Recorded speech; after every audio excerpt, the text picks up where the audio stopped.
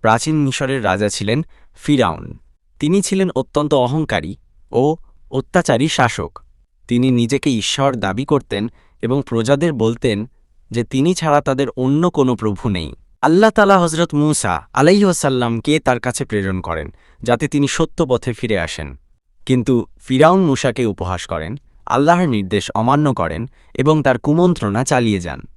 হযরত মূসা আলাইহিসসালাম আল্লাহর আদেশে বনী ইসরায়েলদের নিয়ে মিশর থেকে পালিয়ে যান। ফিরাউন বিশাল বাহিনী নিয়ে তাদের পেছনে ধাওয়া করেন। আল্লাহ হযরত মূসা আলাইহিসসালামকে লাঠি দিয়ে সমুদ্র বিভক্ত করতে আদেশ করেন। সমুদ্র দুই দিকে ভাগ হয়ে যায়।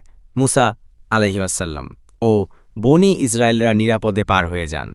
ফিরাউন ও তার সৈন্যরা সমুদ্রের মাঝে প্রবেশ করলে পানি আবার মিলিত হয়ে যায়। ফলে ফিরাউন ডুবে যায়। মৃত্যুর মুহূর্তে সে বিশ্বাস আনতে চায়, কিন্তু তখন অনেক দেরি হয়ে গেছে। আল্লাহ তাআলা কুরআনে বলেন, আমি আজ তোমার দেহকে উদ্ধার করব, যাতে তুমি তোমার পরবর্তীদের জন্য এক নিদর্শন হও। এটি আল্লাহর পক্ষ থেকে অহংকারী ও মিথ্যাবাদীদের জন্য একটি কঠিন সতর্কবার্তা।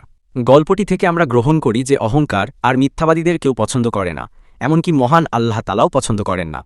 তাই আমরা কখনো মিথ্যা কথা বলবো না, মনে অহংকার তৈরি করব না। গল্পটি যদি ভালো লেগে থাকে অবশ্যই শেয়ার করবেন।